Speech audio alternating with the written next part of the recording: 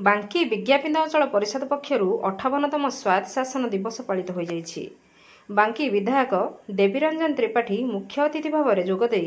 26टी लोकाभिमुखी प्रकल्प उद्घाटन करथिबा बेले 300 संख्या विशिष्ट बहुमुखी गृह और कल्याण मंडपर भूमिपूजन सहित अक्षय मार्गठारे अत्याधुनिक संपन्न स्मार्ट पार्कर शिलान्यास करिसेंती। सेपटे विज्ञापित अंचल परिषद पक्षर महाराणा बगीचा ठारे आयोजित एक साधारण सभा अनुष्ठित हो जाइछि। सभारे मुख्य आभिमुख्य एनएसी मौलिक समस्यार समाधान सहित विकासर धारा को आउ दुई पादे आगे नहीं कर्मचारी और पदाधिकारी को उत्साहित करवा, आगामी दिन भली किभली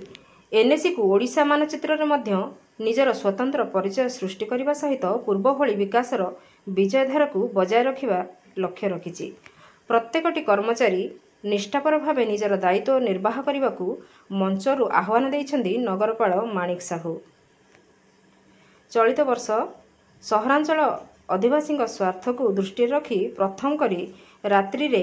अलिया आवर्जना सफासुतुरा काम करने सहित परिवेश को स्वच्छता रखा उद्देश्य नियोजित होइछि। आजिर दिन में 4टी नूतन आधुनिक अलिया सफा टाटा एसी गाड़ी जहाँ को उद्घाटन करिसेंति विधायक और नगरपाल। आज ये ऑस्पिशियस 58th स्वायत्त शासन दिवस एलएसी डे रे बांकी एनएसी तरफ ये कार्यक्रम आयोजन कराइला। एटा गोटे प्रचेष्टा कि माने जमती एनएसी रो डेवलपमेंट हबो, डेवलपमेंट जति हम बेनिफिट्स दे पारिबु एनएसी तरफ और एनएसी रो जहाँ भी स्कीम्स अच्छे सरकार तरफ जहाँ स्कीम अच्छे जमी लोकाभिमुख हो पार गोटे प्रचेषा। आज आम कि पुराणा कम जोटा आम देलु कि आम करके देवु से लोकार्पण करूँ कि भित्तिपत्र भी स्थापन हो कि प्रण भी नहीं कि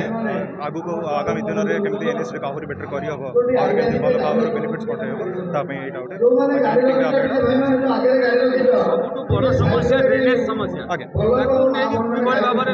ड्रेनेज समस्या आप जानते सरकार तरफ अलरेडी मास्टर प्लान तैयारी करने अलरेडी आम टेंडर हो सारी से गोटे सेंट्रलाइज टेंडर आपंकर सबू एनएसी रे सेटा होची आम एनएसी भी सेटा होची अलरेडी टेंडर की वर्क होती